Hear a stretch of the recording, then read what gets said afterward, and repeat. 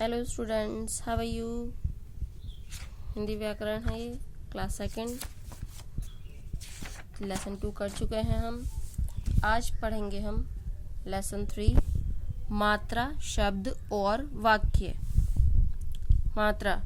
हिंदी भाषा में 11 स्वर होते हैं। सभी स्वरों के अपने विशेष चिन्ह होते हैं कि जो स्वर होते हैं ना, ऐसे लेके औ तक के, ये इनके अपने अपने चिन्ह होते हैं। इन चिन्हों को व्यंजनों के साथ प्रयोग किया जाता है, जैसे रे प्लस ए प्लस में आ, तो रमा। इस प्रकार व्यंजनों में स्वरों के चिन्ह का प्रयोग करके शब्दों का निर्माण होता है। कि व्यंजनों में जब हम स्वर को मिलाते हैं, उसका प्रयोग करते हैं, तो किस चीज़ का निर्माण होता है? शब्दों का। व्यंजनों के साथ प्रयोग किए जाने वाले स्वरों के चिन्हों की मात्रा, चिन्हों को मात्रा कहते हैं। जो व्यंजनों के साथ स्वरों की मात्रा, वो चिन्ह प्रयोग होते हैं, उन्हें हम मात्रा कहते हैं। रचना, स्वरों की रचनाएं, ये आपके स्वर दे रखे हैं, और ये मात्रा। ए की कोई मात्रा नहीं होती, आ की ये मात्रा होती है। आ की डंडा, छोटी की मात्रा, ये बड़ी की, छोटा ऊ, बड़ा ऊ, ये ऋषि। ऐसे ही ये ए, आई, ओ, औ, तो ये इनकी मात्राएं हैं। ए स्वर व्यंजनों में प्रयुक्त रहता है, मतलब ए जो है यूज होता है, अतः ए की कोई मात्रा नहीं होती, और ये जो ए होता है इसकी कोई मात्रा नहीं होती है। नेक्स्ट आता है आपका शब्द।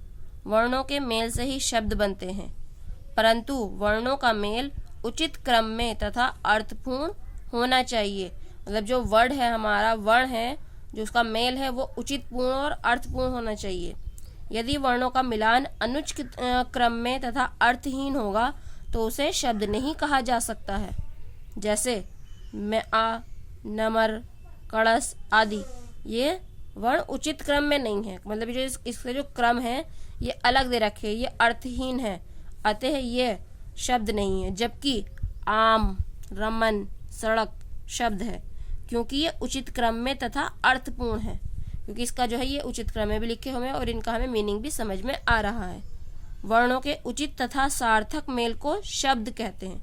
जो वर्णों का उचित मेल होता है, उचित है ना, तो उसे हम क्या कहते हैं? शब्द। वाक्य। वर्णों के मेल से शब्द बनते हैं तथा शब्दों के मेल से वाक्यों का निर्माण होता है। अब वर्णों के मेल से क्या बनते हैं? शब्द, और शब्दों को से मेल जो होता है, उसके मेल से निर्माण होता है वाक्यों का, सेंटेंस जो होता है। जिस प्रकार वर्णों का उचित क्रम तथा अर्थपूर्ण मेल ही शब्द कहलाता है, उसी प्रकार शब्दों का उचित तथा अर्थपूर्ण मेल ही वाक्य कहलाता है।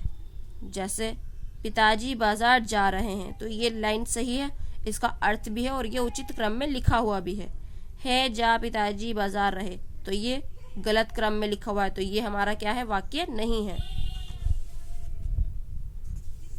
शब्दों के पहले समूह को वाक्य कहा जाता है, परंतु दूसरे समूह को नहीं, क्योंकि पहले शब्द के समूह का अर्थ है, परंतु दूसरे शब्द समूह का कोई अर्थ नहीं है। ये जो लिखा हुआ था ना, ये इस वाले का अर्थ है पिताजी बाजार जा रहे हैं, और है जा पिताजी बाजार, ये अर्थपूर्ण नहीं है। भाषा वाक्यों से ही मिलकर बनी है, क्योंकि आपस की बातचीत या लिखने में वाक्यों का ही प्रयोग करना पड़ता है। आइए अब करते हैं इसके क्वेश्चन आंसर। प्रश्नों के उत्तर दीजिए। के मात्रा से क्या अभिप्राय है? आंसर है आपका स्वरों के वे चिन्ह जिन्हें व्यंजनों के साथ लगाया जाता है मात्रा कहलाते हैं। सेकंड, शब्द किसे कहते हैं? सेकंड आंसर, वर्णों के उचित तथा सार्थक मेल को शब्द कहते हैं। थर्ड, वाक्य का निर्माण कैसे होता है? थर्ड, शब्दों के मेल से वाक्य का निर्माण होता है। तो ये आपके 3 क्वेश्चंस के आंसर,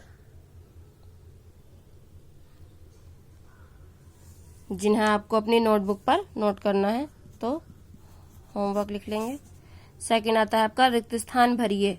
के स्वर की कोई मात्रा नहीं होती, किसकी? ए की। वर्णों के उचित तथा अर्थपूर्ण मेल से बनते हैं शब्द। शब्दों के उचित तथा अर्थपूर्ण मेल को कहते हैं वाक्य। ये भी नोटबुक पर नोट करना है। होमवर्क है आपका। थर्ड, निम्न का उचित मिलान कीजिए। ये मात्राएं लिखी हुई हैं, सॉरी ये मात्रा है और इनकी ये मात्राएं लगी हुई हैं, इनसे मिलाना है। आ की मात्रा, ये है आ की मात्रा, मिला देंगे। ऊ की मात्रा, छोटे ऊ की मात्रा है ये। ऋषि की मात्रा, बड़ी ई की मात्रा, तो हम इसे मिला देंगे। दिए गए वर्णों को मिलाकर शब्द लिखिए। तो फर्स्ट है ये कमल, फिर सरिता, ये क्या है केला, मोहन, कक्षा, खरगोश, ये आपको मिलाकर, तो ये भी आपको अपनी बुक में ही फिल करना है।